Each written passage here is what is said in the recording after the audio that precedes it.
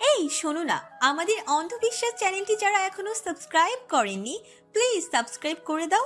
আর অল্প কিছু সাবস্ক্রাইবার হলে 1 লক্ষ পরিবার হবে। সবাই প্লিজ সাবস্ক্রাইব এবং বেশি বেশি শেয়ার করে দাও প্লিজ। আপনি ইয়ান ভাইয়ার সব থেকে কাছের ফ্রেন্ড কিভাবে হন? আপনাদের স্বভাব তো একে অপরের বিপরীত। তৌহিদ কি হাসলো? হয়তো হাসলো। পুরুষালী খড়খড়ে ঠোঁটে তার দৃষ্টি আগুনের লাল আলোয় ফুটে ওঠা তিতলির মুখপানে। মেয়েটাকে তার এত ভালো লাগে কেন? কি আছে এই মেয়ের পানে? সব থেকে সুন্দর মুখটা যেন তিতলির, যে তিতলির স্বভাবে আটকেছে তৌহিদ প্রথমে। ওরে ইয়ানের সাথে থাকবে কি করে? ওরা তো স্বভাবে আলাদা। তিতলি এবার নজর নিল তৌহিদের দিকে। কোনো প্রশ্নবোধক চাহনি না, স্বাভাবিক একটা চাহনি। তিতলি পাশে থাকার জন্য বা ফ্রেন্ড হওয়ার জন্য এক স্বভাবের হওয়া লাগে না। যে কোনো ফ্রেন্ড সার্কেল দেখবে সব থেকে ভালো সেই দুজন ফ্রেন্ড, তাদের মধ্যে একজন শান্ত, অন্যজন ফুটফুটে স্বভাবের, যেমন আমি। চওড়া হেসে কথাটা বলল তৌহিদ। পৃথিবীতে কারোর স্বভাবের সাথে কারোর স্বভাব মেলে না। দেখবে চিন্তাধারা, আচার আচরণ কোনো একটা দিক থেকে তারা ভিন্ন। এক চিন্তাধারার মানুষ যদি পুরো পৃথিবীতে থাকতো তাহলে এত নতুনত্ব আসতো না। মনের মিলনটাই বড় মিল। বিপরীত মানুষকে কতটা বুঝবে তুমি তার উপর সব ডিপেন্ড করে। স্বাভাবিক কিছুই যায় আসে না। তৌহিদের কথা খুব মনোযোগ দিয়ে শুনছিল তিতলি, তবে জবাবে কিচ্ছু বলে না। চোখ বন্ধ করে সব উপভোগ করতে থাকে। সব সময়ের মতো তৌহিদের কথা তার মন ছুঁয়ে গেল। সে বুঝতে দিতে নারাজ যাতে। পরদিন সকালবেলা লম্বা একটা ঘুম শেষ করে ঘুম পাতলা হতে লাগলো পরীর। বিকালে ঘুম, আবার সন্ধ্যা পেরোতেই খেয়ে আবার ঘুম। তাই বেশ ভোরবেলায় ঘুম পাতলা হতে লাগলো ওর। একটা সময় অনুভব করলো ও কারোর সাথে জড়িয়ে আছে। পায়ের পাতা এমন শিরশির করছে কেন? পরী নড়তে চেষ্টা করলো, পারল না। ঘুম পাতলা হয়ে ভেঙে গেল এবার। পিটপিট করে চাইলো, মাথার উপরে সাদা, সব সাদা কেন? ঘুমো ঘুমো চোখ ঘুরিয়ে আশেপাশে দেখে নিল। ওটা তো ছাদ, চারপাশে দেওয়াল। নিজের বোকামতে হাসি পেল ওর। পরক্ষণে খেয়ালে আসলো এতক্ষণে ওর ছুটতে পারছে না, একইভাবে আছে, নড়তে পারছে না। মাথায় অনুভব করলো কারোর মুখের অস্তিত্ব। পরে চোখ উল্টে যতটুকু বুঝলো কোনো পুরুষ। ও টাসকি খেলো, রাতে ঘুমিয়ে সকালে উঠে যদি দেখা হয় পাশে কোনো পুরুষ জড়িয়ে আছে, অনুভূতি কেমন হবে? হতভম্ব বিস্ময়ে একাকার অবস্থা। পরীরও তাই হলো। বুকের ভেতরে হাতুড়ি পেটানো শুরু হলো। একই অবস্থা। পরে চোখ বন্ধ করে জোরে শ্বাস নিয়ে নিজেকে ছাড়ানোর চেষ্টা করলো।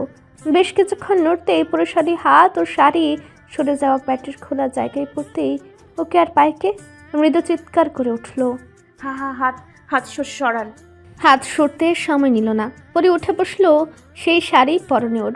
বুকে হাত দিয়ে জোরে জোরে নিঃশ্বাস নিতে লাগলো। পাশে কেউ বসেছে বুঝে পাশে তাকালো। ইয়ানের মুখ দেখে শুকনো ঢুক গিলল। আপনি এখানে?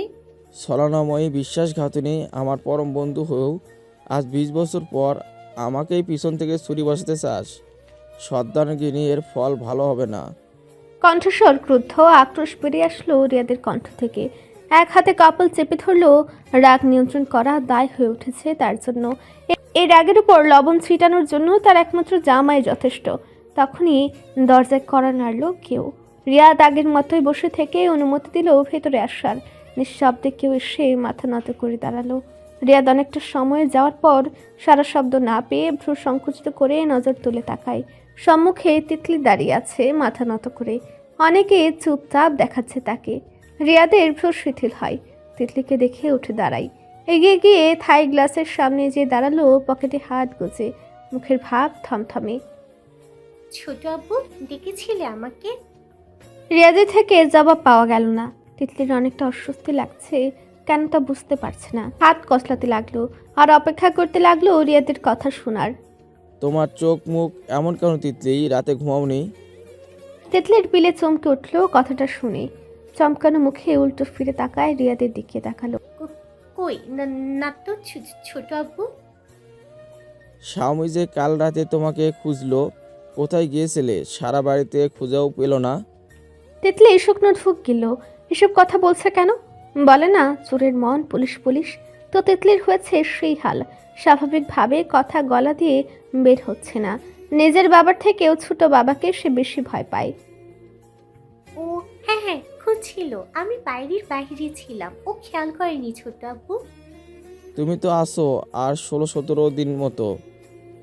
হ্যাঁ ছোট আব্বু, সবাই ঘনিয়ে আসছে। রিয়াদ ফিরলেন তিতলির দিকে। তিতলিকে আনমনা দেখালো, নিশ্চয় কষ্ট পাচ্ছে। পরিবারকে ছেড়ে চলে যেতে হবে আবার। একটা দীর্ঘ নিঃশ্বাস বেরিয়ে আসলো ওর। তোমার কি ওখানেই থাকতে বেশি সমস্যা হচ্ছে তিতলি? চলে আসবে। আমার ইচ্ছা তোমার জীবনের জন্য শেষ কথা। তোমার চাওয়ার মূল্য সবসময় দিয়ে আসার চেষ্টা করেছি। তিতলি নিজেকে স্বাভাবিক করলো, ঠোঁটে হাসি ফুটে মাথা নাড়িয়ে বলল, না ছোট আব্বু, ঠিক আছে। আমি দেশে এসে নিজেদের বিজনেসে হাত লাগাতে চাই। আপাতত এটাই আমার স্বপ্ন। তিতলি, জি ছোট আব্বু। রিয়াদকে আবারও চুপ থাকতে দেখা গেল। তিতলি চাইলেও তার মুখের দিকে, কিছুই বুঝলো না। পরি যেমন আমার মেয়ে, তুমিও আমার বড় মেয়ে। আমি চেয়েছি দুজন আমার আশেপাশে থাকো। তবে নিয়তি বলে একটা জিনিস আছে। আমি তোমার কাছে একটা কথা জিজ্ঞেস করি, তুমি দ্বিধাহীন আমাকে জবাব দিবে। আমি আবারও বলছি, তোমার সিদ্ধান্ত তোমার নিজের জন্য শেষ সিদ্ধান্ত। আমরা চাই তোমার মতকে প্রাধান্য দেই। আমিও জানি সবাই আমার ভালোটাই চাইবে। পুরানো কথা থাক, ওটাও তো আমার ভালোর জন্যই ঠিক করা হয়েছিল। ওসব কথা থাক ছোট আব্বু, কি কথা জিজ্ঞেস করবেন? তুমি কি কাউকে পছন্দ করো? থাকলে বলো, লুকিয়ে যাবে না আমাদের থেকে। দৃষ্টি ছিল অন্যদিকে। রিয়াদের কথায় আবার চমকানো দৃষ্টিতে তাকালো রিয়াদের দিকে। নুক গিলে জবাব দিল, হঠাৎ এই কথা কেন ছোট আব্বু? তুমি তোমার ছোট ফুপির কথা অবশ্যই শুনেছো। আমি জানি তুমি জানো অনেকটাই। খানবাড়ির মেয়েরা পরপুরুষের সাথে রাতে ঘুরে বেড়ায় না তিতলি। পছন্দ তোমার থাকতেই পারে, সেটা বাড়িতেই জানাও। বারবার বলা হচ্ছে। তোমার সিদ্ধান্তকে সম্মান করি আমরা। তোমার কাছ থেকে এসব আশা করা যায় না তিতলি। তিতলির মাথায় এবার পুরোটাই নত হয়ে গেল। ও যে ভয়টা পাচ্ছিল সেটাই সত্যি হলো। কি বলবে এখনো? ছোট আব্বুকে বলবে এমন কিছু না? এমন কিছু না থাকলে সে রাত বিরেতে একটা ছেলের সাথে বেরিয়ে গেল। ও কি ইংল্যান্ডের কালচার নিজের গায়ে লাগাচ্ছে? তৌহিদের সাথে যখন তখন যেখানে সেখানে যাওয়া ওর চোখের সামনে ভাসতে লাগলো। এই মুহূর্তে দাঁড়িয়ে নিজের উপর ঘৃণা লাগলো। কই, এতদিন তো লাগেনি। প্রথমত যুক্তরাজ্যের মতো অচেনা দেশ, এরপর আয়ারল্যান্ডের মতো আরও একটা অচেনা দেশে সারা রাত সে তৌহিদের সাথে কাটিয়েছে।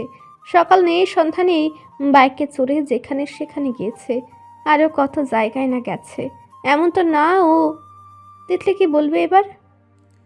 তোমার উপর পূর্ণ বিশ্বাস ছিল বলে বাইরের দেশে পাঠানোর পরও আলাদা সোর্স লাগিয়ে কখনো খোঁজ নেয়নি। ইয়ান ছাড়াও কিন্তু খোঁজ খবর নেওয়ার মাধ্যমের অভাব নেই তিতলি। তুমি জানো তোমার এই ছোট আব্বুর ক্ষমতা কতটা। আমি চাইলে এতদিন তুমি কি করেছো লন্ডনে তার খবর পেতে পারি। বিশ্বাস ছিল। তিতলির হাত পা অবশ্যই আসতে লাগলো। তৌহিদের জেদের কাছে হেরে সব সময় ওর কাজের সায় দিতে দিতে সে এখন পরিবারের বিশ্বাস ভেঙে ফেলল না তো? একটা শব্দ মুখ থেকে বের করতে পারল না তিতলি। কালকের ঘটনাতে বাড়ির পরিবেশ ভালো না তিতলি। তোমাকে যেটা প্রশ্ন করছি হ্যাঁ আর নাতে উত্তর দেবে। তোমার অধ্যপতন দেখে আমার যা বোঝা হয়ে গেছে। নতুন করে কিছু জানতে চাচ্ছি না। তৌহিদের সাথে তোমার কিসের সম্পর্ক এটা জিজ্ঞাসা করা বোকামো। এসব বিয়ের আগে আমাদের পরিবারে চলে না তিতলি। বাকি সবার সাথে আমি কি কথা বলবো তোমাদের বিষয়ে? তিতলি কি বলবে? অনেকদিন পর চোখের কোণে পানি জমলো, বিষিয়ে উঠল মন। তৌহিদের উপর জমা হলো সব রাগ জেদ। কিন্তু এই মুহূর্তে যদি ও না বলে তাহলে সেটা অনেক খারাপের দিকে যায়। কি সিদ্ধান্ত নেবে সে? এত তাড়াতাড়ি বিয়ে নিয়ে সে কিছু ভাবতে চায় না। কিন্তু রিয়াদকে পা কাটানো সম্ভব না। ঘটনা যদি অন্যরকমভাবে জানতে পারতো রিয়াদ, তাহলে হয়তো তাকে ভাবার জন্য আলাদা করে সময় দিত। কিন্তু যেখানে তাদের প্রথমবার যেভাবে দেখেছে সেটাই তো রিয়াদের পছন্দ হয়নি। তাই তো আলাদা সময়ের বালাই নেই। জি ছোট আব্বু, আপনাদের যা ভালো মনে হয়। এই একটা কথা ছাড়া আর কিচ্ছু খুঁজে পেল না তিতলি। কথাটা শেষ করতেই রিয়াদ অনুমতি দিল যাওয়ার জন্য। তিতলি আর দাঁড়ালো না, ঘরের বাইরে এসে চোখের কোণের পানি ছেড়ে দিল। তৌহিদের জন্য শুধু এবং শুধু তৌহিদের জন্য আজ খারাপ হতে হলো তিতলিকে। কতটা খারাপ ও রিয়াদের চোখে হয়ে গেল। তৌহিদকে সে কখনো ক্ষমা করবে না। ওই মুহূর্তের সামনে থাকলে কি যে করতো। ধপধপ পা ফেলে ছুটে রুমে চলে আসলো। সকাল থেকে প্রত্যেকে খেয়াল করেছে পরি পালিয়ে পালিয়ে বেড়াচ্ছে। জিজ্ঞাসা করলে একগাল হেসে দুই দিকে মাথা নাড়িয়ে সেখান থেকে কেটে পড়ছে। এই অদ্ভুত আচরণের কারণ জানা নেই কারোর, শুধু শান আর স্বামী ব্যথিত। যে মেয়েকে কখনো অতি প্রয়োজনেও রান্নাঘরে যাওয়া দেখা যায় না, সে আজ মা চাচিদের পিছু পিছু রান্নাঘরে যাচ্ছে। রান্না বাড়ির কোনো বউ না করলেও তারা টুকটাক কাজ করছে। সব আজ শেফ আর সার্ভেন্টদের উপর ছেড়ে দেওয়া হয়েছে। ইয়ানের সামনে ভুলেও যাচ্ছে না পুরি। এমন পিঞ্চ মারা কথার শিকার হবে জানলে আগেই কোনো গুহায় লুকাতো, তাও ইয়ানের ঘরে যেত না। এই সাইমেও না, আর তার তিতলি দিয়ে কত ভালো, কই কিচ্ছু বলছে না। আর সাইমের সামনে পড়লেই হয়, কি এক জ্বালা। পরি, ইয়ান ভাইয়া এসেছে? হঠাৎ কানের কাছে এমন একটা কথা শুনে চমকে উঠল পুরি। তাড়াতাড়ি মাথা ঘোরাতে চারপাশে তাকালো। কই, সে দাঁড়িয়ে আছে ডাইনিং টেবিলের কাছে, পরনে কটন থ্রিপিস। কানে এসে লাগলো স্বামীর হুহা হাসির শব্দ। নাক ফুলে পেছন ফিরে তাকালো পরি। স্বামী হাত পা ছেড়ে দিয়ে হাসছে। পরি বুকে হাত গুজে দৃষ্টি শুরু করলো। তাকে থাকলে হাসতে থাকা স্বামীর দিকে। স্বামী আপু, তোমার সিক্রেট কিন্তু আমি জানি। এই যে নিশান ভাইয়া, রায়েত ভাইয়ার কাজিন স্বামী ওর মুখ চেপে ধরলো, জিভ কেটে বলল, কি বলিস পরি? আস্তাগফিরুল্লাহ। নাটক করো না তো, সরো। স্বামীর হাত সরিয়ে দিয়ে বলল পরি। স্বামী আবারও দাঁত বের করে হাসতে লাগলো। ভ্রু উঁচে পেছনে ইশারা করে বলল, পরি পাক্কা বলছে এবার তোর রোমিও চলে এসেছে, পিছে দেখ। পরির এবার কি করা উচিত? রুদ্ধশ্বাস ছাড়লো, রাগ হচ্ছে তার। মজা মজা মজা, সবাই মজা পেয়েছে। হ্যাঁ, আঙুল উঁচিয়ে পরি বলল, রোমিও না ছাই, দেখো স্বামী আপু, আর একবার ওই আগাছা রোমিও রোমিও করবে না, রাগ হয়। কে রোমিও? রোমিও কাকে বলে জানো? ওই ব্যাটা তো আনরোম্যান্টিক পারসন, মানে বউয়ের সাথে কিভাবে কথা বলতে হয় তাই জানে না। প্রেম কি? কাজ আর কাজ, ওই একটা জিনিসই পারে। আর আমার সামনে মুড নিয়ে এসে দাঁড়িয়ে বলবে ডোন্ট ইউর কথা তাজকিয়া, আই ডোন্ট লাইক দিস। নিচে বেড়াবে না, আই ডোন্ট লাইক দিস। শেষবারের মতো ওয়ার্ন করছি, আই রিপিট, এক কথা বারবার বলবে না। এই লোকই কেন আমার কপালে জুটলো? মৃদু চিৎকার করে শেষ কথাটা বলল পরি। লোকটার জন্য কয়দিন পর না পাগল হয়েছিল সে, কিন্তু পাগল হয়ে কি? মুড দেখলেই এর আশেপাশে ঘেঁষতে ইচ্ছা করে না। এবার এই বাড়িতে থেকেও এই লোকের আশেপাশে যাবে না, মানে যাবে না। স্বামী মুখ টিপে হেসে সিরিয়াস কণ্ঠে বলল, ইটস নট ফেয়ার ভাইয়া, তোমার উপর তোমার বইয়ের এত অভিযোগ। যাও একটা লম্বা হানিমুনে যাও, আমরা ফ্রেশ জুস করে দিব। সাথে খুব কম ঠাট্টা করেছে ওরা কাজিন ভাই বোনেরা। তবে আজ স্বামী সুযোগটা হাতছাড়া করলো না। স্বামীকে পেছনে তাকিয়ে এগুলো বলতে দেখেও পরের বিশ্বাস হলো না, নিশ্চয়ই বোকা বানানোর জন্যই বলছে। তাই তাচ্ছিলের হাসি দিয়ে পেছনে তাকাতে তাকাতে বলল, মানুষের হানিমুন ভিডিও দেখেই আমার জীবন যা। কথা থেমে গেল পরীর। পেছনে ডার্ক ব্লু কালারের ট্রাউজারের পকেটে হাত গুজে বুক টান টান করে ইয়ান দাঁড়িয়ে আছে। কি একটা লজ্জার কথা বলছিল ও। জিভ কেটে সামনে ফিরল, নিজেকে স্বাভাবিক করার চেষ্টা করলো। এর সামনে নুয়ে পড়লে হবে না।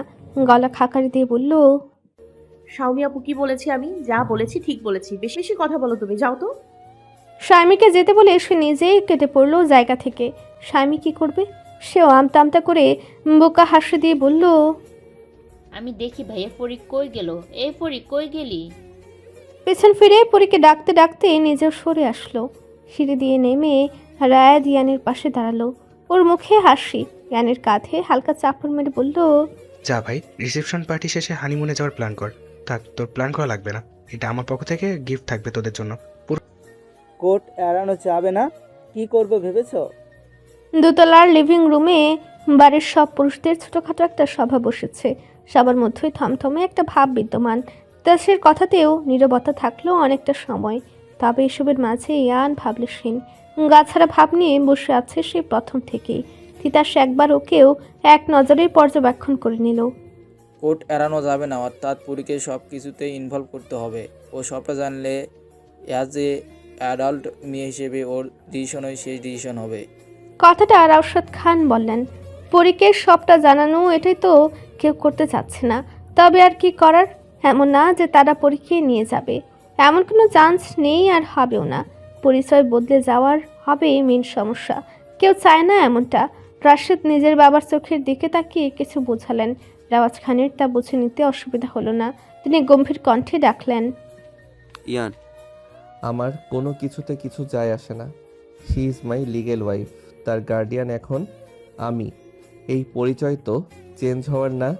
এখন আপনার ছোট ছেলে নিজের মেয়েকে কিভাবে আটকে রাখবে সেটা আপনার ছেলেকে বুঝতে বলুন। আমি কাঁচা কাজ করি না, আপনার ছেলের মতো। সাবলীলভাবে কথাগুলো বলে আবার ফোনের দিকে মনোযোগ দিল ইয়ান। তখনকার পরিস্থিতি অন্যরকম ছিল ইয়ান, অযথা জেদ দেখাবে না। আর বাকি 17 বছর কি করলো, এর মাঝে কি কাজটা করতে পারিনি? তার তো একটা মাথা আছে, প্রখর বুদ্ধি সম্পন্ন মাথা। সে কেন এমন কাজ করবে? কালকে থেকে এক কথা আমি বারবার রিপিট করতে পারছি না। প্রচণ্ড রকম অপমানজনক কথা। তারপরও চোয়াল শক্ত করে চুপ রইলেন রিয়াদ। ইয়ানের সে সব দিয়ে খেয়াল কই, তার কাছে ভুল ভুলেই। আর এমন মানুষদের থেকে ভুল আশা করা যায় না। তারা যদি ভুল করে তখন কি বলতে ইচ্ছা করে? না, ওরা সোসাইটির একটা স্বাভাবিক ফ্যামিলি। তাহলে দেখা যাবে গোপনে কত মানুষ তাদের যুগ যুগ আগের কথা ভুলগুলো খুঁজে খুঁজে বের করবে। সোসাইটির একটা সাধারণ পরিবার হলে এসব বিষয়ে মাথা ঘামানোর মানুষ থাকে না, কিন্তু তাদের সাথে কি ওদের তুলনা? কোনো কাসন দিয়ে ঘাটা ভালো হচ্ছে না, এর ফল ভালো হতে পারে না। পরি সম্মুখীন হয়ে কে এসব কথা বলবে? কথাটা রায়ত বলল। সবার সবার ভাবনায় ব্যস্ত। পরি আমার পরিচয়ে বড় হয়েছে আর এই পরিচয় ওর থাকবে। সে তো আপনাকে বলেনি আপনার পরিচয়ে বড় করতে। সে আপনার হাতে নিজের সে চিহ্নকে তুলে দিয়ে তাকে রক্ষা করতে বলেছিল। আর আপনি কি করলেন? তার জীবন থেকে তার মায়ের সব কিছু মুছে দিলেন। এমনকি জানতেও দিলেন না পরি ফাহমিদা নামে এ বাড়িতে একটা মেয়ে ছিল। শুধু ছিল না, সেই তার জন্মদাত্রী। কথাটা ধ্রুব সত্যি, দিন আর রাতের মতোই সত্যি। পরীর জন্মদাত্রী এবারের ছোট আদরে আহ্লাদে বড় হওয়া জেদি পরি ফাহমিদা, যে বাবা ভাইদের উপর রাগ অভিমান করে ওই যে প্রিয় মানুষের হাত ধরে বেড়ে গেল আর যোগাযোগ করেনি নিজের জেদের বশে। কিন্তু যখন থেকে তার শখের পুরুষ বদলাতে লাগলো একটু একটু করে, আর বদলাতে বদলাতে একসময় অন্য এক রাখালকে আবিষ্কার করলো, তখন নাসরিনের পরামর্শে নিজের বাড়ির লোকেদের সাথে যোগাযোগ করতে চাইল। নাসরিন ততদিনে বউ হয়ে এসেছে পটুয়ারিদের বাড়িতে। যে দেখেছিল ভেবেছিল বাবা ভাইরা তাকে নিতে আসবে, অথচ তাদেরও অভিমান রাগ ছিল প্রখর। তাই তো মৃত্যুর আগ পর্যন্ত 4টা বছরেও আর কখনো জমিদার বাড়িতে পা রাখা হয়নি তার। 4টা বছর কম সময় না। রাখাল তাকে যাহার নাম দেখিয়ে ছেড়েছিল, সে সব দিনই নিজের ভুল বুঝেছিল পরি ফাহমিদা। কিন্তু তখন বুঝে কি লাভ? বাবা ভাইদের যে কষ্ট অপমান সে দিয়েছে, ওর কি জানতো যে যেদিন ওই বাড়ি থেকে বেরিয়ে আসলো সেদিনই হবে ওর শেষ দিন ও বাড়িতে? আচ্ছা, বাড়ি থেকে বেরিয়ে আসার পর সে কি একবারও চেয়ে দেখেছিল সেই মায়ায় পরিপূর্ণ বাড়িটা? রবি ঠাকুরের বলা সেই বিখ্যাত প্রচলিত লাইন দুটো, ভাবিয়া করিও কাজ, করিয়া ভাবিও না। লিভিং রুমের দরজার সামনে দাঁড়িয়ে ভ্রু কুচকে আছে বর্তমানে উজ্জ্বল শ্যাম বর্ণের পরী। তার বাবার বলা কথা আর ইয়ানের বলা কথা সে শুনেছে, তবে মানে বুঝতে পারছে না। তার অজানা তারই জন্মদাত্রী, যাকে সে ছোট ফুপি বলে আখ্যায়িত করছে, তার জীবন কাহিনী শুনে খারাপ লেগেছে। কিন্তু সবাই কেন তার কথা লুকিয়ে গেল? পরি তো জানতো তার একটাই ফুপি। সে অন্যায় করেছে বলে কি বাবা দাদা এমনভাবে লুকিয়ে গেল? সে তো মারাই গেছে, তারপরও এমন করা উচিত হয়নি। কিন্তু এইমাত্র ইয়ানের কথা আর তার বাবার কথাই বোঝার চেষ্টা করছে সে। কোন পরীর কথা বললো বাবা? আমার কথা নাকি ফুপির কথা? আর এই বেটা কি বললো? কে কার মেয়ে কাকে রক্ষা করার দায়িত্ব দিয়েছে আমার বাবার উপর? আমার বাবার উপর তার মেয়ে, পরি ফুপির মেয়ে। তার মেয়ে ছিল কই সে? আর পরিচয় বড় করতে আব্বুর পরিচয় বড় করেছে। পরি মাথা ঝুলকালো, লম্বা চুলগুলো বেনুনি করা। জাহানারা করে দিয়েছে। সকালের সাথে একগাদা স্বামীকে হাতে রাখার জ্ঞান। পরি হাঁটতে লাগলো উল্টো ফিরে। সে এসেছিল বাবার কাছে, তবে আপাতত তার প্রশ্নের উত্তর চাই। তিতলির কাছে যাওয়ার জন্য মোড় নিয়েছে সে। এই তিতলিদেরও না কি হলো, সকালে খেতে আসলো না। রিয়াজ জুলেখা খালাকে দিয়ে তিতলিকে ডাকিয়েছিল, বলতে বলেছে যে তোমার ছোট চাচু ডাকছে নিচে খেতে যেতে, এখনো চলো। তিতলি আসার পরও ছিল থমথমে। পুরী সবটাই লক্ষ্য করেছে, ভেবেছিল খাওয়া শেষে কথা বলবে, কিন্তু তার হলো কি করে? খাওয়া শেষ হতেই হাত ধুয়ে আসতে দেখলো ইয়ান তাকিয়ে আছে সূক্ষ্ম দৃষ্টিতে। পরি কি আর থাকে? সেখান থেকেও কেটে পড়েছে। এখন যাওয়া যাক, নিজের প্রশ্নের উত্তরও পাওয়া যাবে, আর কেন সকাল থেকে মন খারাপ তাও জানা যাবে। ফুরফুরে মাঝে যেয়ে পরি চলে গেল, আর দরজার কাছ থেকে পরি যেতেই ইয়ান দৃষ্টি সরিয়ে রিয়াদের দিকে তাকিয়ে বলল, আপনার মেয়ে যখন আপনার দিকে আঙুল তুলবে, আমার জন্মদাত্রীর পরিচয় কেন লুকিয়েছ আমার থেকে বাবা? তখন কি বলবেন ভেবেছেন? ভাবুন, বিকজ সামনে এর মুখোমুখি হতে হবে আপনাকে। ইয়ান উঠে চলে আসলো, আর ওর চলে আসার দিকে তাকিয়ে রইল সবাই।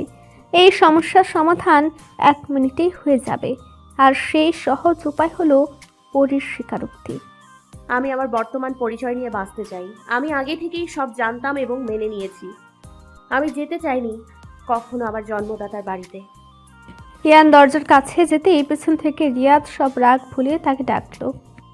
আশফিক, সবাইকে ডাকার শুধু এই একটা কারণ নয়, অন্য একটা বিষয় নিয়ে কথা আছে। তোমার এখানে উপস্থিত থাকা দরকার।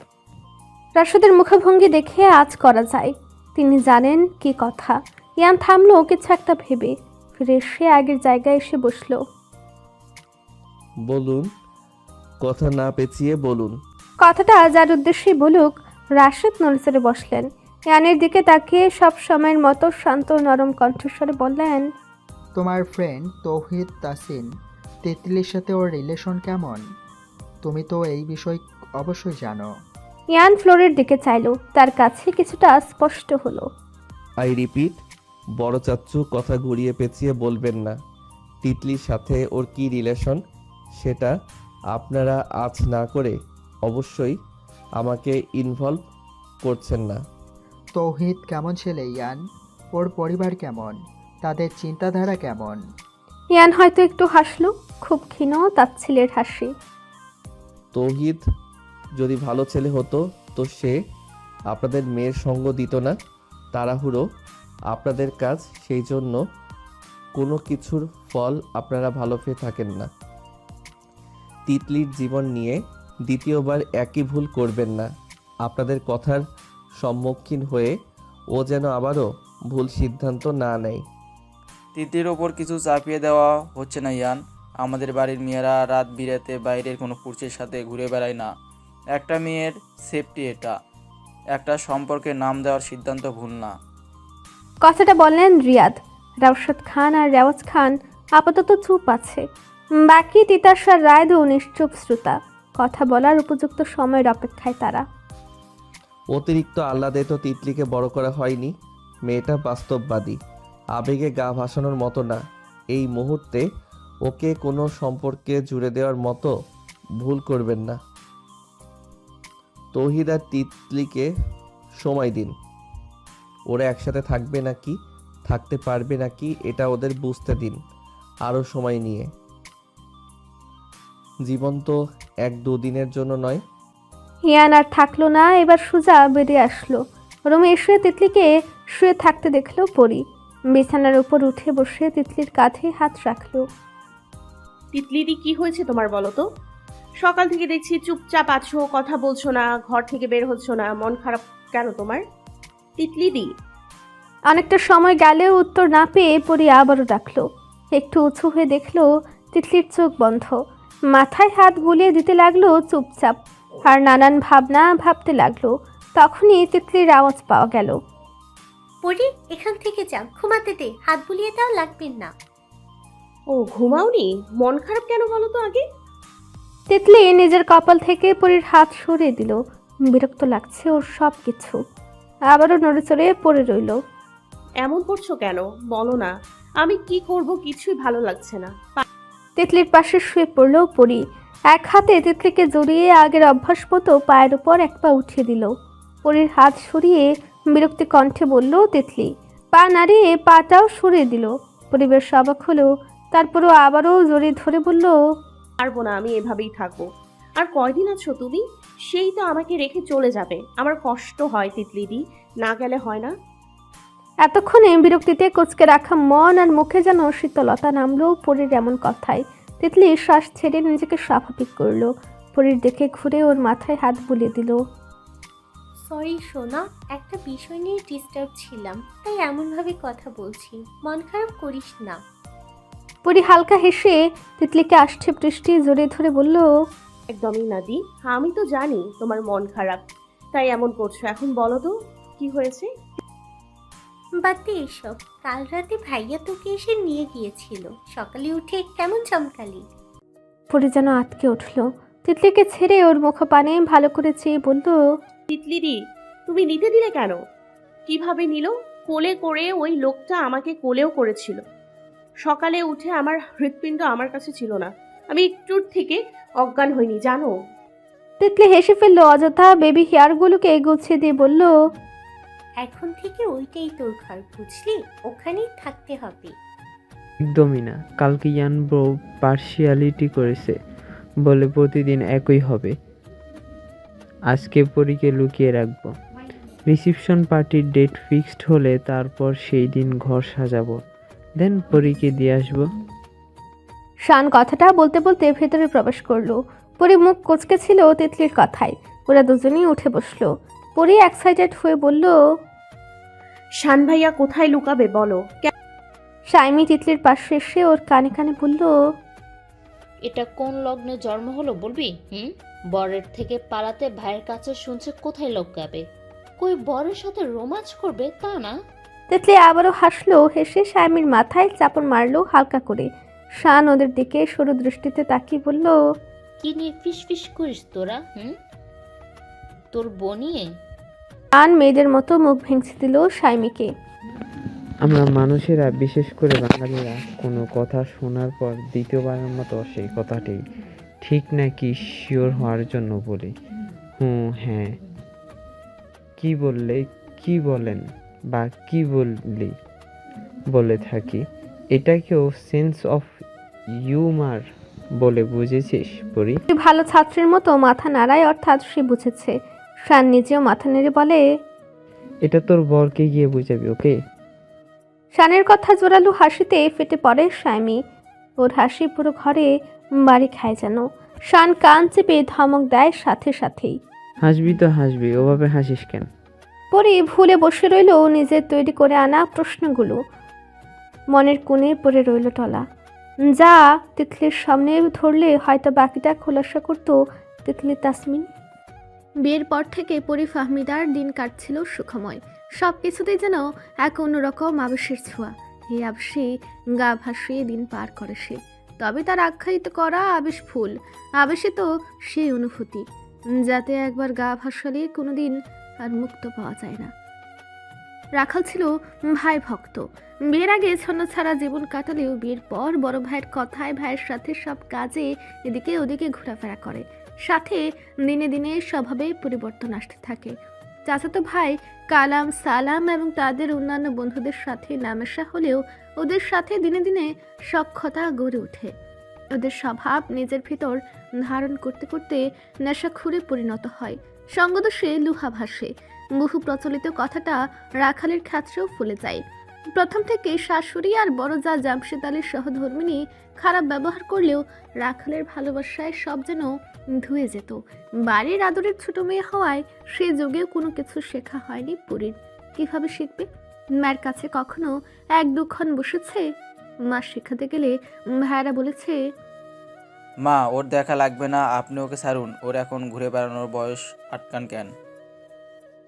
পরি ছাড়া জমিদার বাড়ি প্রাণহীন হয়ে পড়ে।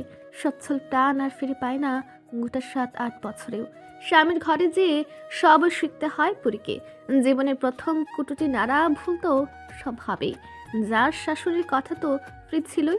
মন খারাপ হতো, মুখে কিছু বলতে পারতো না। তবে সেই মন খারাপ রাখালে সে কাটিয়ে দিত নিজের ভালোবাসায়।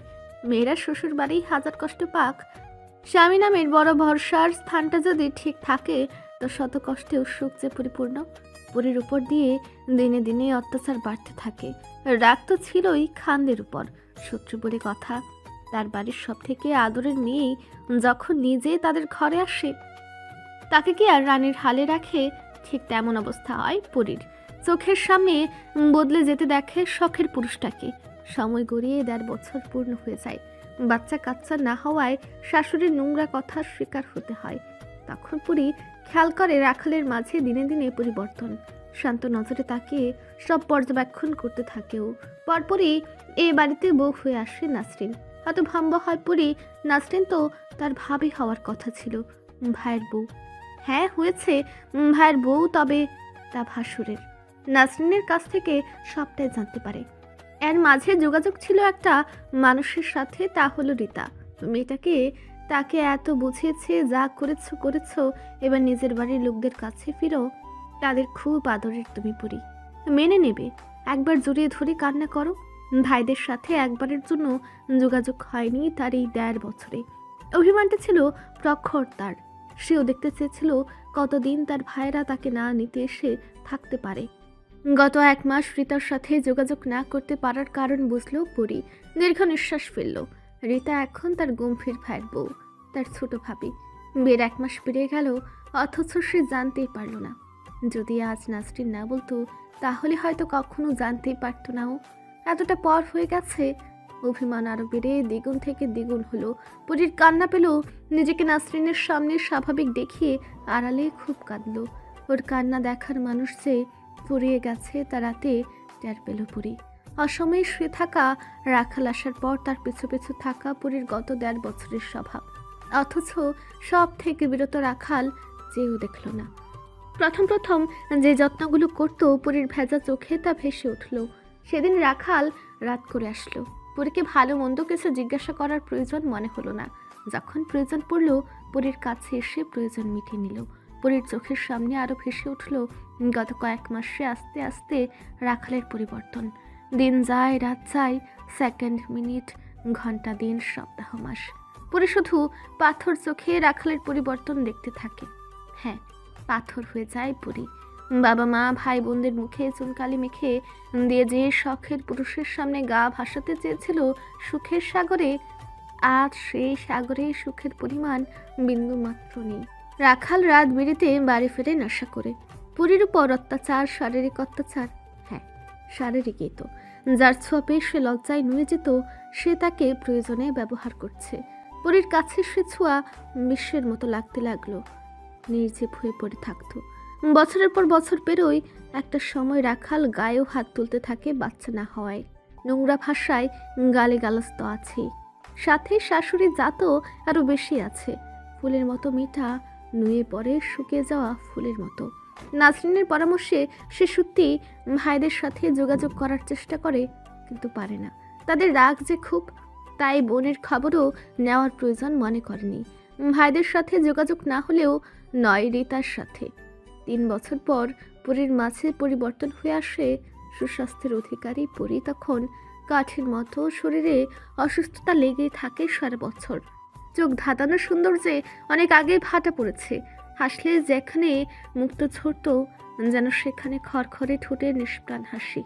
এই খবর কি তার ভাইয়েরা জানে না? পরীর খুব আফসোস হয় সেদিন কেন এসেছিল, কেনই বা এই রাখালের সাথে তার দেখা হয়েছিল। ইস, কোনোভাবে যদি ভাইয়েরা ধরে ফেলতো তাকে, তাহলে তো আজ তাকে প্রাণহীন দেহটাকে টেনে বেড়াতে হতো না। কতকাল বাহিরে প্রাণ ভরে ছুটাছুটি করে না। কেউ যেন ও হৃৎপিণ্ড খামচে ধরে পুরনো সেই দিনের কথা ভাবলে। রাখালের সাথে কাটানো মধুর সময়গুলোর কথা আরও মনে পড়ে না। সব হারিয়ে গেছে, সব সব। পরীর বাঁচার আশা যখন ক্ষীণ, তখনই তার মাঝে বেড়ে ওঠে একটা প্রাণ। এই তো মাসখানেক আগে রীতা ফোনে তাকে জানিয়েছে সে অন্তঃসত্ত্বা, না হতে চলেছে সে। মাস 3 চলে। পরী তখন প্রাণহীন এক ফালি হাসি ফুটায়, খড়খড়ে উঠে। তার আরো একটা ভাগ্নে বা ভাগ্নি আসছে ভেবে। ইস, তার মুখ কি দেখতে পারবে? কই, বড় ভাবির ছোট মেয়েটাকেও তো দেখতে পেল না। সে যখন ও বাড়ি থেকে বেরিয়ে আসলো, তখন তো রিজার গর্ভে তিতলি। তিতলি নামটা তো তারই ঠিক করা। যখন ও বাড়িতে থাকতে রিজার 2বার অন্তঃসত্ত্বা হওয়ার খবর আসলো, সে বলছিল, ভিনদেশি ভাবি শোনো, এবার কিন্তু একটা মেয়ে চাই, তোমার মতো দেখতে ভিনদেশি ভাগ্নি চাই, ভাগনা তো পাইছি, নামও ঠিক করছি, জানো কি নাম? তিতাসের বোন তিতলি, ঠিক আছে না? হ্যাঁ, সেই নামটাই রেখেছে রিজা। এটা জানার পর পরি কি যে খুশি হয়েছিল। নিজের নাম কে রেখেছে এটা জানতে চাওয়ার পরে রিজা দীর্ঘশ্বাস ফেলে বলেছিল, তখনই তো তিতলি জানতে পারে এবার ছোট মেয়ের সম্পর্কে। পরি যখন জানতে পারলো তার মাঝেও বেড়ে উঠছে একটা প্রাণ। অনেকদিন পর সে কান্না করেছিল মন খুলে, সুখের কান্না। নতুন করে সব শুরু করার সুখ দোলা দিয়ে গিয়েছিল তাকে। তারপর থেকে রাখালকে সে বোঝাতে থাকে নতুন কেউ আসছে, সম্পর্ক আগের মতো ঠিক করার জন্য। অথচ তার চেষ্টা আশা সবই বিফলে যায়। রাখালের মন তার মাঝে আর নেই। আবারও দিন গুনতে গুনতে সময় যায় পরের। নিজেকে নিয়ে আর নিজের মাঝে বড় হওয়া প্রাণটাকে নিয়ে দুনিয়া তৈরি হয় তার। কিন্তু অন্তঃসত্ত্বা হওয়ার পর থেকে যেন শরীরের রোগগুলো বাজেভাবে বেড়ে যায় আরও। কাঠের মতো হওয়া শরীর অস্বাভাবিকভাবে ফুলে যেতে থাকে। শরীর ভেতরের সুপ্ত অবস্থায় থাকা রোগগুলো মাথা চারা দিয়ে ওঠে। ডাক্তারের কাছে কে নেবে? এদিকে রীতা পরের এই খবর পাওয়ার পর রিয়াদের কাছে বলার সাহস না পেলেও শাশুড়ি যা ননদের কাছে বলতে থাকে। তাদের মন তো সে কবে থেকেই নরম, তখনও জমিদার বাড়ি প্রাণহীন। তিতলি হওয়ার পর একটু স্বাভাবিক হলেও সম্পূর্ণ না। তিতলি আগে থেকে শান্ত প্রকৃতির। ছোট থাকতে খাওয়া শেষ হলে সে ঘুমিয়ে পড়তো। বাড়িতে কোনো ঝামেলা নেই তার। শাশুড়ি যার ননদেরা আস্তে ধীরে সবাইকে বোঝাতে থাকে। বোঝাতে বোঝাতে সময় পেরিয়ে যায়। রীতা ভরা পেটে যায় ননদ প্লাস সখীর সাথে দেখা করতে। তবে সেদিন যে ওর অবস্থা দেখে হতভম্ব হয়। এ কি অবস্থা? বিছানায় পড়ে থাকা অবস্থা পরীর। ভালো লক্ষণ না বুঝে বাড়িতে এসে জানায়। তার মুখ ছিল আতঙ্কে ভরা। বিছানা থেকে গত কয়দিন পরে উঠতে পারে না। মুখ চোখ ফ্যাকাশে, চোখ ঘোলাটে হয়ে গেছে, গা হলদেটে ভাব ধরে গেছে, গায়ে কালো দাগ, হাত পা শরীর অস্বাভাবিকভাবে ফুলে ফেপে ওঠা। কেমন একটা অবস্থা। পাটোয়ারি বাড়ির কেউ চেনেনি রীতাকে প্রথম। না চেনাই স্বাভাবিক। পরে অবশ্য নাসরিন হিংসায় সব বলে দেয়। ফলস্বরূপ আরও এক ধাপ অত্যাচারের শিকার হয় পরি। রীতার শাশুড়ি আর শ্বশুরের কাছে পরীর কথা বলতে বলতে কান্না করে দেয়। দুঃসাহসিক এই কাজ করেও তার সেই মুহূর্তে ভয় লাগেনি। পরীর অবস্থার কথা আর বাকি সবার কানে পৌঁছায়। বোন যে তাদের ভালো নেই সেটা রীতার প্রত্যেকটা বিশ্লেষণেই বুঝতে পারে। এতদিন ভাবি এবং মা বোনের বুঝে অনেকটাই নরম হয়ে এসেছিল। তারপর এমন খবর। গোপনে রেওয়াজ খান একজনকে পাঠায়, সে একজন ছিল শারদাগিনী, হিন্দু একজন মহিলা। তাদের বাড়িতেই কাজ করত। যেভাবেই হোক কয়দিন ও বাড়িতে থাকার নির্দেশ দেন। কাজটা ছিল কঠিন। জামশেদ আলীর মা কি এত সহজে রাখেন? হাজারো কসরতের পর থেকেছিল। নিজ চোখে দেখেছিল সবটা। শারদাগিনীর বুক কাঁপে। সব সময় পরীর আশেপাশে থাকতো। পরী তাকে দেখে চিনে নিতে দেরি করেনি। শারদাগিনী সবটা স্বীকার করে। পরীর বুকে যেন শীতলতা নেমে আসে। তার ভাইয়েরা খবর নিতে পাঠিয়েছে তার। চোখ ভিজে। বিপত্তি ঘটে অন্য জায়গায়। শারদাগিনী সেখানে সপ্তাহ খানেক পেরোতেই অন্যদিকে খবর আসে রীতা পড়ে গিয়েছে। এমন অবস্থায় পড়া। মৃত সন্তান জন্ম দেয় সে। একটা মেয়ে সন্তান ছিল। একদিকে বোন, অন্যদিকে নিজের প্রথম বাবা হওয়ার অনুভূতি পাওয়ার আগেই তাকে হারিয়ে ফেলা। সব দিকে দিশেহারা। রীতার অবস্থা পাথরের মতো। 10 মাস যাকে গর্ভে ধারণ করলো এত কষ্টের পর যখন তার মৃত মুখটা দেখল, কিভাবে ঠিক থাকবে? মাসখানিক চাই। রীতা অস্বাভাবিক থেকে স্বাভাবিক জীবনে ফিরতে পারে না। ওদিকে পরীর অবস্থা খারাপের দিকে যায়। শারদাগিনী মধ্যরাতে ফোন করে জানায় রাখাল মাঝরাতে বাড়ি আসার পর বেশ গলার আওয়াজ পাওয়া যাচ্ছিল, যা প্রায় দিনই হয়ে থাকে। তবে পরীর প্রতিবাদী কণ্ঠের বিপরীতে আজ রাখাল তার উপর প্রহার করেছে। পুরো নেশায় বুঁদ হয়ে থাকা রাখাল বাজেভাবে আঘাত করেছে পরীকে। তারপর থেকে পরীর অবস্থা শোচনীয়। ব্লিডিং হচ্ছে, জ্ঞান হারিয়েছে সে। কিন্তু বাড়ির লোক পদক্ষেপ নিতে একদমই ব্যস্ত না। দুই ভাইয়ের বুক কাঁপে। এতদিন বসে থেকে যে ভুল করেছে তা বুঝতে পারে। সে রাতে রাশেদ আর রিয়াদ সাথে রেওয়াজ খান বেরিয়ে পড়েন। যেতে যেতে এদিক ওদিক ফোন করে সব ব্যবস্থা করতে থাকেন। সেই মুহূর্তে বোন ছাড়া আর কিছুই মাথায় আসে না। তবে হাই, কই আর বাঁচাতে পারলেন তারা? তাদের আসতে যেয়ে বড্ড দেরি হয়ে গেল। এত অভিমান না করলেও পারতেন। হসপিটালে নিয়ে বাচ্চাটাকে বাঁচানো গেলেও পরি ফাহমিদা ঘণ্টা খানিকের মাঝেই মারা যায়। বড় ভাইয়ের হাতে শেষ নিঃশ্বাস ত্যাগ করতে পেরেছিল। এত কষ্টের পর মেয়ের মুখটা একবার দেখে যেতে পেরেছে, ভাইদের পেয়েছে। তার মুখের শেষ হাসিটাই তার প্রমাণ দিয়ে যায়। আদরের বোনটার চারটা বছরের কষ্ট যেন সেই মুহূর্তে উপলব্ধি করতে পারলো দুই ভাই, বাবা, মা, বোন, ভাবিরা। দেখতে পারলো না ঢাকায় থাকা তার মেঝো ভাই, আদরের দুই ভাগ্নে। 4 বছরে কতই না বড় হয়ে গেছে তারা। প্রেগনেন্সিতে কমপ্লিকেটেড থাকার দরুন বিভিন্ন রোগ বালায় আক্রান্ত থাকায় এবং শেষে এভাবে আঘাত পাওয়ায় যদি কনসেপ্ট করার পরও বাচ্চাটাকে নষ্ট করানো হতো, তাহলে হয়তো নতুন করে ওকে বাঁচানো যেত। প্রাণের ঝুঁকি এমনিতেই ছিল 99%, সেটুকু পূরণ করে দেয় রাখাল নিজ হাতে। আধো আধো ভাঙা বলিতে শেষে রিয়াদের কাছে নিজের মেয়ের সুরক্ষা চেয়েছিল পরি। পটুয়ারি বংশের কেউ যেন কখনো তার মেয়ের আশেপাশে আসতে না পারে, জানতেই না পারে। দরকার হলে মৃত সন্তান হয়েছে এমনটা ছড়িয়ে দেওয়া হোক। শেষ নিঃশ্বাস ত্যাগের সময় রিয়াদ পারেনি বোনের দিকে তাকিয়ে থাকতে। বেডের পাশের দেওয়ালে হাত রেখে দাঁড়িয়েছিল। বুকের ভেতর দাবা নল জ্বলছিল। কত আফসোস, কত ধিক্কার না দিল নিজেদের। পুরুষ মানুষ তো সহজে কাঁদে না। বোনের জন্য কেঁদেছিল 3 ভাই, বোন, বাবা, ভাবিদের না কত আদরের ছিল সে। 15 দিনের রাখা হয়েছিল পরীকে কাচের মাঝে। 8 মাস ছিল তখন পরীর। রিয়াদ শেষবারের মতো বোনের প্রাণহীন মুখের দিকে তাকিয়ে হিংস্র হয়ে বেরিয়ে এসেছিল হসপিটাল থেকে। তার রক্তের শিরায় শিরায় বলছিল বোনের সব কষ্টের আঘাতের বদলা নিতে।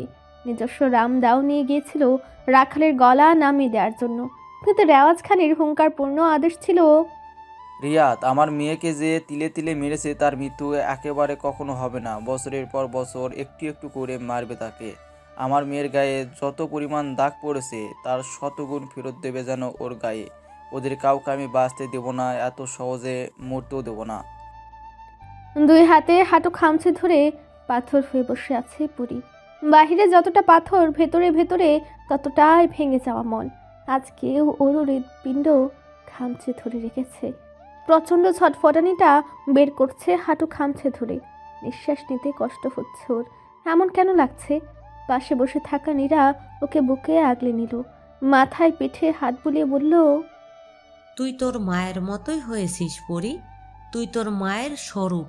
ছোট হৃদয় আঘাত পেলি, মাফ করে দিস সবাইকে। তোর মায়ের কথা তোর কাছ থেকে লুকিয়ে এসেছি। চাইনি ওই নোংরা লোকগুলোর কথা যেন তোর জীবন বিষিয়ে উঠুক। সোনা, আমি তোকে নিজের কাছে আগলে রেখেছি সব সময়। তোর মা আমাকে পছন্দ করে, তোর মেজো বাবার জন্য এনেছিল। জানিস, রাস্তায় দেখে পছন্দ করেছিল। ইয়ানের সব থেকে প্রিয় মানুষ কারা ছিল জানিস? রিয়াদ আর পরি, তোর মা।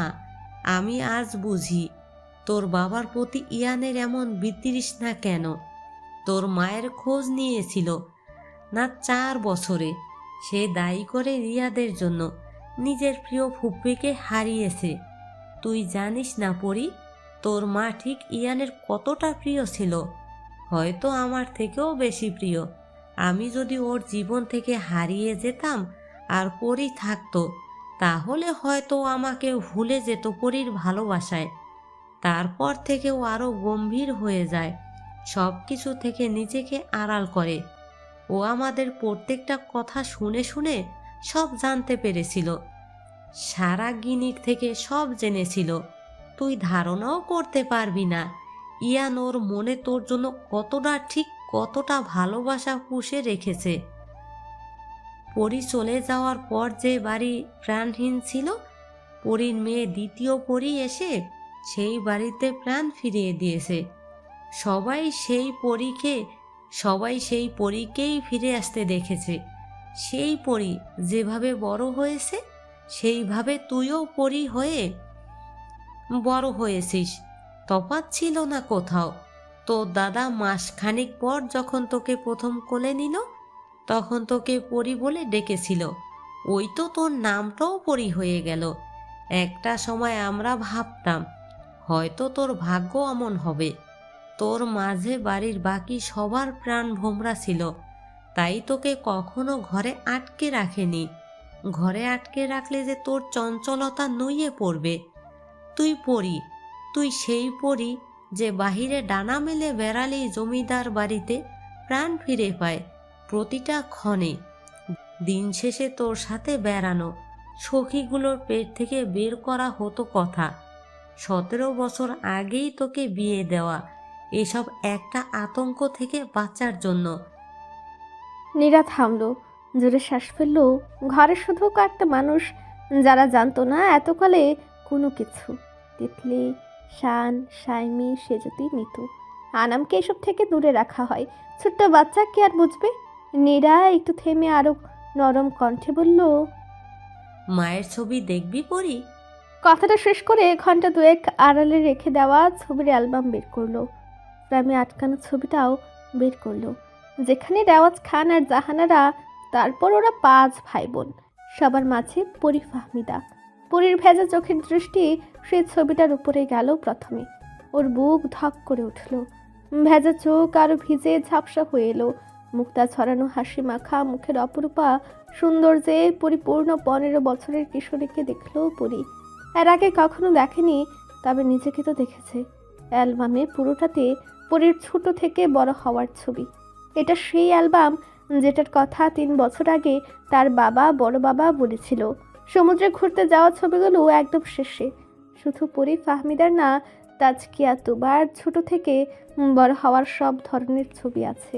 এতকাল পরেও এটা কারোর কাছে যত্নে ছিল, সেটাই তার প্রমাণ।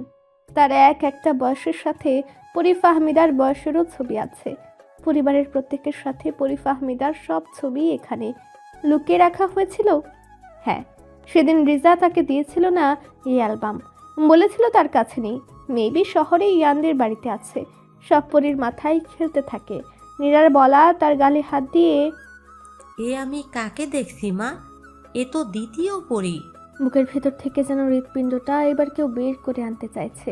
অসহনীয় ব্যথা পরি সইতে পারল না আর। হাত দিয়ে সব দূরে ছুঁড়ে মারল। হাও মাও করে কান্না করে উঠল। দুই কানে হাত চেপে চিৎকার করলো, কেন মিথ্যা বলছো? আব্বু আম্মু এসো না, বলো সব মিথ্যে। মিথ্যা গল্প শুনিয়ে আমাকে কষ্ট দিচ্ছে, আমি নিঃশ্বাস নিতে পারছি না। চমকে উঠে দাঁড়ালো ওরা কয়জন। বাড়ির আর কেউ আসেনি এখানে। এটাকে পাঠিয়েছিল বলার জন্য। অস্থির মন নিয়ে এদিকে ওদিকে থাকা মানুষগুলোর কানে ওর চিৎকার পৌঁছালো। সবাই ছুটে আসলো ঘরের সামনে। তিতলি সর্বপ্রথম পরীকে জড়িয়ে ধরলো। পরি যেন এতক্ষণ নিজ চোখের সামনে সব দেখছিল। তিতলিকে জড়িয়ে ধরে হাঁসফাঁস করতে লাগলো ও। সবাই স্থির হয়ে দাঁড়িয়ে রইল। আসার সাহস যেন পাচ্ছে না। কান্নার ফলে দেরি হলো না পরির শ্বাসকষ্ট শুরু হতে। বিভিন্ন অসুস্থতার মাঝে পরি ফাহমিদার শ্বাসকষ্ট হয়ে গিয়েছিল। এটা পরি গর্ভে আসার পর আরও বাড়ে। মায়ের থেকে এটা খুব সহজেই পেয়ে গেছে পরি। তার উপর 8 মাসে যে পৃথিবীতে এসেছে। রিতা এসে পরিকে তিতলির কাছ থেকে নিজের কাছে আনলেন। চোখ মুছে দিয়ে অস্থির হয়ে বললেন, চুপ চুপ চুপ, আমি আছি না, আমি তোমার মা, কাঁদে না শোনা, শ্বাসকষ্ট হচ্ছে তো। তার চোখে পানি। পরীকে জড়িয়ে ধরলেন বুকের সাথে। বাকি মানুষগুলো শুধু দাঁড়িয়ে রইল, কিন্তু সবার স্থিরতা ভেঙে দেয় পরীর শ্বাসকষ্ট দ্বিগুণ বেড়ে গিয়ে। সময় সন্ধ্যা 7টা, এর মাঝে পেরিয়ে গেছে কয়েকটা দিন। কেমন থম মেরেছিল পরী। লম্বা একটা ঘুম দিয়ে উঠল মাত্র, তারপরও শুয়ে রইল চুপচাপ। কয়দিন যাবৎ মাথা কাজ করে না, কেমন যেন ঘুমিয়ে দিন যায়। আবছা অন্ধকারে ছেয়ে আছে পুরো রুমে। বাড়ির বাইরে জ্বালানো আলোয় ভেতরে প্রবেশ করে এমন আলো আধার সৃষ্টি করেছে। এই তো কালকের কথাই পরি কোর্টে উপস্থিত হয়েছিল। যতভাবে স্বীকারোক্তি দেওয়া লেগেছে ততভাবে স্বীকারোক্তি দিয়ে এসেছেও। খুব সহজেই সব ঝামেলা মিটমাট। তবে পরি পুরোটা সময় প্রয়োজন ব্যতীত নিশ্চুপ নির্বাক হয়েছিল। জোরে একটা শ্বাস ছেড়ে ঘুরে শুয়ে থাকলো পরি। কি ভাববে সেটাই ভাবছেও। সামনে থাকা ঘরের জিনিসপত্রের দিকে আর মনে চেয়ে আছে। তখনই ঘরে কেউ একজন আসলো। পরি অনুভব করলো কারোর অস্তিত্ব, তবে সেভাবে শুয়ে থাকলো। অবয়বটা পরির পাশে বসলো। সময় পেরোলো, কারোর মধ্যে বাক্য বিনিময় হলো না।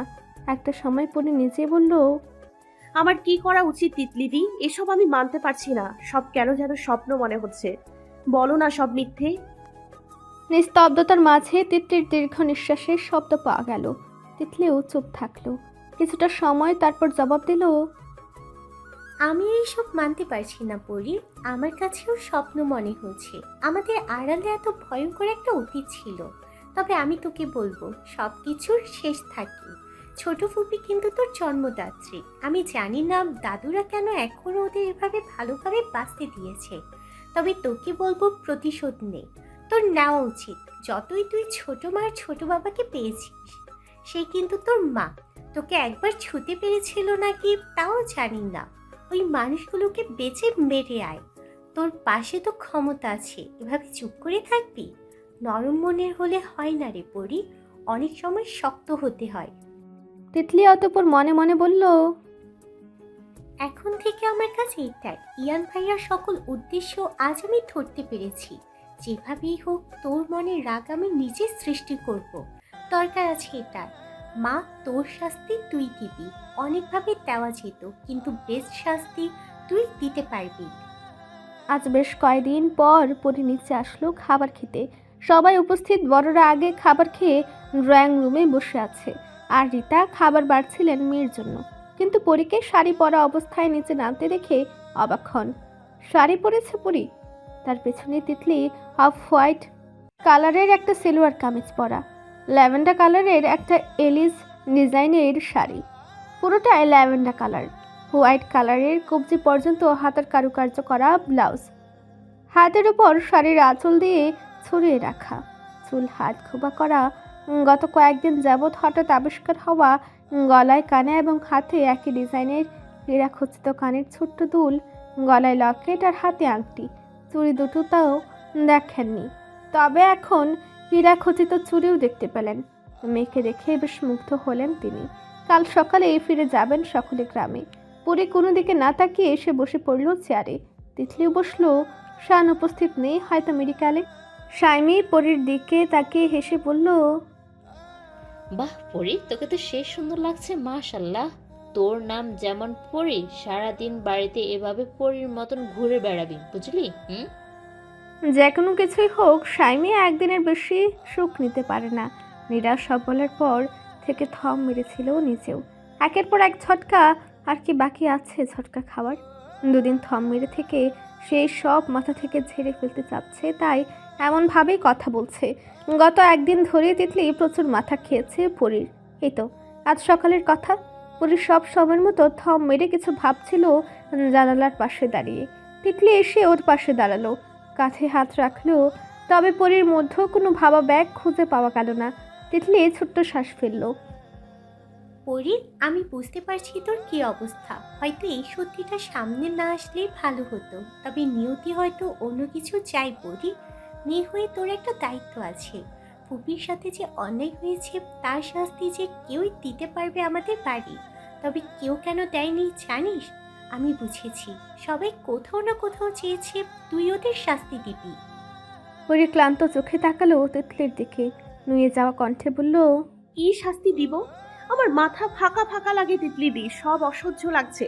মানতে পারছি না, মাথায় এটা নিতে পারছি না। সবার একটা কথা, এটা তোর জানার দরকার ছিল। আম্মু, দিদি ভাই, আমরা চাইনি, তবে নিয়তি চেয়েছে। সব ভুলতে পারবি না, সামনে এগোতে পারবি না। এত সহজ সব তিতলি দি। তিতলি চেয়ে রইল পরীর অসহায় চোখের দিকে। দু হাতে জড়িয়ে নিল পরীকে, মাথায় হাত বুলিয়ে দিল। শাস্তি অনেক আছে পরি, জেলে দিলে শাস্তি হয় না। ওদের তো একটু একটু করে নিচে নামিয়ে একেবারে মাটির সাথে মিশিয়ে দেওয়া উচিত। যে তার মনে ভেবে দেখ, ছোট ফুপির ঠিক কি কষ্ট হতো। ওদের শাস্তি দিলে দেখবি তোর পৈশাচিক আনন্দ লাগবে। আর সব থেকে বড় কথা, আমাদের কত ভালো বন্ডিংয়ের একটা ফ্যামিলি। এমন ফ্যামিলি পাশে থাকলে সব কিছু অনায়াসে পার করা যায় পরি। সব সময়ের মতো উপরে চুপ থাকলো। তারপরই তিতলি ওকে জোর করে শাড়ি পরিয়ে দিল। সেদিন রাতে ইয়ানের রুম থেকে আসার পরই নিজের গায়ে ওগুলো আবিষ্কার করে পরি। তারপরও সাইমি বলার পর সেগুলো নিয়ে আর ভাবার সময় হলো কখন? এখনও নির্বিকার সেগুলো নিয়ে পরি। সোনা মা, খাইয়ে দেবো? পরি মায়ের হাতের স্পর্শ মাথায় পেয়ে আর গলার আওয়াজ শুনে ধ্যান ফিরল। মাথা দুদিকে নাড়িয়ে অসম্মতি দিল। রীতা কিছু বললেন না, খাবারের প্লেটটা পরির সামনে দিলেন। তিতলিও খাবার বেড়ে দিলেন। ইয়ান, তুই রিসেপশন পার্টির তারিখ ঠিক কর, কাল ফিরতে হবে গ্রামে। 10 দিনের মাথায় ঠিক করা তারিখ। রেওয়াজ খানের কথায় সবাই আসল পয়েন্টে আসলো। এক একজনের এক এক মত দিতে লাগলেন। যেহেতু সবাই একসাথে উপস্থিত, আবার ফিরতে হবে নিজ নিজ কাজে, তাই 7 দিন পর দিলে সবারই সমস্যা। আবার তিতলিরও ফেরার সময় হয়ে যাবে, তাই তিতলি যাওয়ার আগের দিন ঠিক করা হলো রিসেপশনের তারিখ। সব ঝামেলা তো মিটমাট, মেয়েটা ঠিক হলেই হয়, এটা ভেবে দীর্ঘশ্বাস ছাড়ে সকলে। ওদের আলোচনার মাঝেই পরীদের খাওয়া শেষ হয়। পরী খাওয়া শেষে পা বাড়ায় উপরে যাওয়ার জন্য, তবে বাদশা দেন রেওয়াজ খান। দিদিভাই এইদিকে তা আয় তো একটু। পরী তাকায় তার দিকে, মাথা নত করে হাত দিয়ে শাড়ির আঁচল হাতের উপর ভালো করে গুছিয়ে এগিয়ে যায়। রেওয়াজ খানের কাছে পৌঁছাতেই তিনি পাশে ইশারা করেন বসতে। পাশে বসেছিল জাহানারা, সরে গিয়ে জায়গা করে দিলেন। পরী বাক্যবিহীন বসে পড়ল দাদু আর দাদির মাঝে। রেওয়াজ খান ওর মাথায় হাত রেখে মুচকি হাসলেন। মাশাল্লাহ, আমার দিদিভাইকে খুব সুন্দর লাগছে। ইয়ান, ও কাল চলে যাবে ঢাকা। তুমি কি আমাদের সাথে গ্রামে যেতে চাও কাল? পরী একবার মাথা তুলে তিতাসের পাশে বসে থাকা ইয়ানের দিকে তাকায়। ফোন নিয়ে ব্যস্ত। পরী দৃষ্টি ফিরিয়ে রেওয়াজ খানের দিকে তাকায়। আমার দাদু ভাইয়ের সাথে ওরে পাঠাইয়া দেন, বউ ভাতের আগে চইলা আসবে দুজন। জাহানারা বললেন পাশ থেকে। বাকি সবাই তাকিয়ে আছে পরীর দিকে। পরী যা সিদ্ধান্ত নিবে তাই হবে। রেওয়াজ খান জাহানারার কথাকে উপেক্ষা করে বললেন, জাহানারা, আমার দিদিভাইকে সিদ্ধান্ত নিতে দাও। ও যেটা চায় সেটাই হবে। হ্যাঁ বলো, ইয়ানদের সাথে যেতে চাও নাকি আমাদের সাথে গ্রামে ফিরবে? তোমার যেতে ইচ্ছে বলো, কি চাই দিদিভাই? রেওয়াজ খান স্নেহের হাত বুলালেন পরীর মাথায়, চোখ দিয়ে ওর কথায় সায় দিলেন। পরীর আর কিছু বলল না, নিজের হাতের নখের দিকে তাকিয়ে বাকি সবার কথা শুনতে লাগলো চুপচাপ। আয়নার সামনে দাঁড়িয়ে নিজেকে ধাতস্থ করছে পরী। বড় একটা মিশনে যাবে। জায়গার নাম বর্তমানে পরী যে ঘরে অবস্থান করছে তার একটা ঘর পরই, আশফিক ইয়ান। যথাসম্ভব নিজেকে স্বাভাবিক করছে ও। শুধু ইয়ানের জন্য না, এই ভ্রম থেকে বেরোতে চাচ্ছে। নিজেকে যখন এসব থেকে বের করতে পারছিল না পরী, তখন ওর মাথায় আসে তিতলির বলা কাজটা করে দেখা যাক, যদি বুকের শান্তি মিলে। ড্রেসিং টেবিলের উপরে রাখা ছবিটার দিকে একবার তাকায় পরী। পরী ফাহমিদার হাস্যোজ্জ্বল একটা ছবি। পরী আনমনা হয়ে যায় ছবিটার দিকে তাকিয়ে, হাতে তুলে হাত বোলায় ছবিটাতে। অস্ফুট আওয়াজে বলে, মা, আপনি আমার জন্মদাত্রী সবাই বলে, আমি তো মানতে পারি না। আমার ছোট্ট জীবনটা সিনেমাটিক হয়ে যাচ্ছে। এক ধ্যানে অনেকটা সময় ছবিটা খুঁটিয়ে খুঁটিয়ে দেখে। ওর চোখে আবারও ভ্রম ধরে যায়। মনে হচ্ছে লাল শাড়ি পরিহিত 16 বছরের এই পরী ফাহমিদা তার দিকে তাকিয়ে হাসছে। পরী চটজলদি ছবিটা উপর করে রেখে দেয়। জোরে শ্বাস ফেলে আবারও আয়নার দিকে নিজের প্রতিবিম্বের দিকে তাকিয়ে থাকে। সময়টা এখন সন্ধ্যা। ওর পরনে সুতির কারুকার্য করা আকাশি কালারের 3 পিস। বুকের ভেতর ডিপ ডিপ করে ইয়ানের ঘরে যাওয়ার সাহস পায় না। কিন্তু ইয়ান তো কাল চলে যাবে, তাকে এখনই নিজের কাজটা সারতে হবে। এই ভেবে কাঁধের উপর উড়না আরও একটু গুছিয়ে দূরে দূরে বুকে বেরিয়ে আসে ঘর থেকে। সবাই নিচে বুঝি হয়তো। ইয়ান অবশ্য নিজের ঘরে। লোকটা মানুষের মাঝে থাকতে পছন্দ করে না। পরী বাবারাই সে যাচ্ছে তার পায়ের নুপুরের আওয়াজ শুনে যে কেউ বসে যাবে। ইয়ানের দরজার সামনে এসে পরী বুকে হাত দেয়, সাহস দেয়, গম্ভীর না থেকে চঞ্চল হওয়ার চেষ্টা করে। কিন্তু কই, গম্ভীর ভাব কি তারও ধরে গেল? চঞ্চল ভাব থাকলেই না নিজের যে কোনো সত্তাকে ইয়ানের সামনে প্রকাশ করা থেকে রেহাই পাবে। পরী এক হাতে বুকে রেখে অন্য হাতে টোকা দেয় দরজায়। মিনমিন করে বলে, ভেতরে আছেন? সহসা দরজা খুলে যায়। পরী একটু থতমত খায়। এভাবে দরজা খুলায় ইয়ানের হাতে কফির মগ। পরী সেটার দিকে একবার তাকায়, তো ইয়ানের মুখের দিকে। তাজকিয়া তুবা আমার দরজায় কি করেন? কেন আমি আসতে পারি না? এমনিতেও আসার ইচ্ছা নাই, কাজে এসেছি, কাজ শেষে চলে যাব। পরী কপালে ভাঁজ ফেলে বলল ইয়ানের মুখের দিকে তাকিয়ে। ওর যেন মনে হলো ইয়ান বিদ্রুপের হাসি হাসছে, কিন্তু মুখভঙ্গি স্বাভাবিক। আমার কাছে কাজ নাকি রুমে? পরী একটু উকি দেয় রুমে। অনেক চেষ্টা করছে চঞ্চল ভাবটা ধরে রাখতে। ইয়ানকে পাশ কাটিয়ে ভেতরে যায়। সন্ধ্যা, অথচ ঘরের ভিতর ড্রিম লাইটের নীলচে আলো। এমন অন্ধকার কেন? আমি তো বেঁধে বুঁধে পড়ে যাব এদিক ওদিক। অভ্যাস হয়ে যাবে। থাকতে চাও তাহলে? ভাবা চাকা খেয়ে পেছনে দরজার অভিমুখে দাঁড়িয়ে থাকা ইয়ানের দিকে তাকায় পরী। প্রথমেই তার কথায় তাকে বেঁধে ফেলল। সামনে ঘুরে নাকের মাথা চুলকালো ও কথা ঘোরানোর জন্য বলল, আপনাকে আমার একটা জিনিস জোগাড় করে দিতে হবে। ইয়ান দরজা ফিরিয়ে দিল সম্পূর্ণ, তবে লক করলো না। এগিয়ে আসলো, অন্য পাশে যেয়ে কাউচে বসে পড়লো। কফির মগে চুমুক দিয়ে পরীর দিকে তাকালো। পরীও এগিয়ে এসে সামনে দাঁড়ালো। আপনি না কাল চলে যাবেন, আমাকে একটা আস্ত মানুষ জোগাড় করে দিয়ে যেতে হবে। As my alternative. আবারও থুতা মুখ হয়ে গেল পরীর। নীলসে আলোয় তাই ইয়ানের দৃষ্টিতে পড়ার আগেই নিজের ভাব লুকিয়ে ফেলল পরী। সে কখন বলল ইয়ানের বিকল্প? ইয়ান তো ফিরে যাবে, তাহলে কাজটা করে দেবে কে? তাই তো ওভাবে বলল। নো, আপনি বেশি বোঝেন। আমার একটা পিএ লাগবে, অবশ্যই সে মেয়ে। প্রচণ্ড হাস্যকর কথা। ইয়ানের জায়গায় অন্য কেউ হলে নিশ্চয়ই হেসে হেসে বলতো, 2 আঙ্গুলের মেয়ে তোমার আবার পিয়ে? ইয়ান কফিতে চুমুক দিতে যেয়ে থেমে গেল। সূক্ষ্ম নজরে পরীর মাথা থেকে পা পর্যন্ত চোখ বুলে নিল। পরী হাত ভাঁজ করে দাঁড়ালো। নিয়মিত ভালোবাসার গল্প শুনতে এবং পড়তে আমাদের অন্ধবিশ্বাস চ্যানেলটি সাবস্ক্রাইব করে পাশে থাকা বেল আইকনটি ক্লিক করুন। ধন্যবাদ সবাইকে।